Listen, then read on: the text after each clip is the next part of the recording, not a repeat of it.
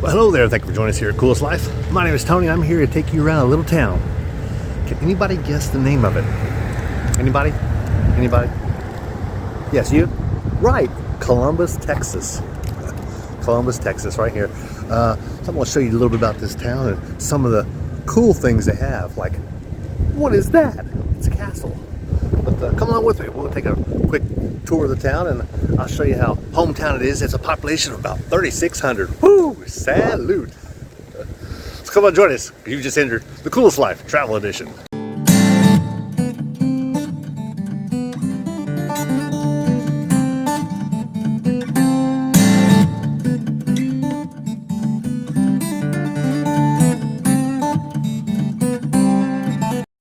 Well, at one time this courthouse had a large clock tower here. You see a clock tower right there? Well, it had a hurricane back in 1909, 1900s also, that damaged it and it actually fell off. And so this is the courthouse here. Hopefully I'll get rid of some of this wind for you. But so that's the courthouse there now today, and it does not have the clock tower. So the clock tower fell, and then they ended up building that dome that you see there now. Such a beautiful building. I love these older towns that have a nice square and have a beautiful courthouse building in the center of it. That's exactly what this is here. And this is actually the old water tower that still stands. Daughters of the Confederacy still have meetings here. So that's awesome. I like that they do that. And on that note, when it comes to Confederate monuments and stuff, I'm a big proponent of leaving them there. Although you might not agree with all the politics and things that happened back then, you don't, you shouldn't desecrate someone's history. You know, just because, I mean, let he who is without sin cast the first stone, and no one throws any rocks. Because nobody is perfect, but still the people believed in community and things. You shouldn't desecrate that, just like you wouldn't desecrate any Native American monument either. Although you might not have believed in the way many of them massacred settlers, you still wouldn't desecrate what they believed in their family and how they lived. There's the old Stafford Bank building. Beautiful building. I don't see a year on it. I do. 1886 is what it says on there. And so this is more of the downtown area. This isn't actually, it's not the main drag. This is part of it. This is a Sunday, so it's beautiful outside. There's not hardly any people here. And then you get another part of the main street down that way. So here's another small park and a really nice mural that they have here. I wish more cities would have put murals together. You can see that's where we just were with the tower and the courthouse.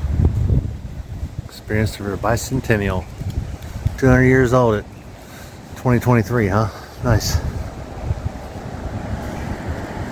I like it. So this here is none other than a train depot, and you'll know that most cities, as they were thriving in their early days, they were near a river, a waterway to transport goods and services, and then they would build a train depot. So this is like half mile from the waterway. They got on the waterway there. I just came from there. I didn't get you a picture of it, but they do have a nice bridge there going across, and they've got a city park with a boat landing. So put your boat in there. Also, they've got basketball courts, a soccer field, a nice walking trail, places to walk your dog and stuff like that. So, but yeah, this is right next to the train tracks, and we're just 2 blocks from being right smack in the middle of downtown.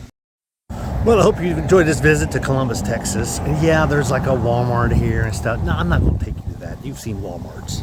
Probably live in one every day. But I did want to show you this live oak. This is the largest tree in the area, and actually in this part of Texas, it's definitely the largest. It's still alive. It's well over 100 years old, and it's girthy. I mean, just to look from this part of the tree to that part of the tree, I'd say it's 10 feet. So 10 feet in diameter. I don't know what it is around. I don't know what the radius is, but probably 30 or maybe 40.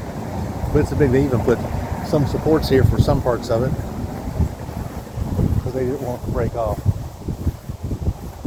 But it's really a cool tree. It's huge and definitely worth a stop if you're ever in Columbus, Texas, which is about We're closer to Houston than we are San Antonio, but it's still a good piece, a good little piece from Houston.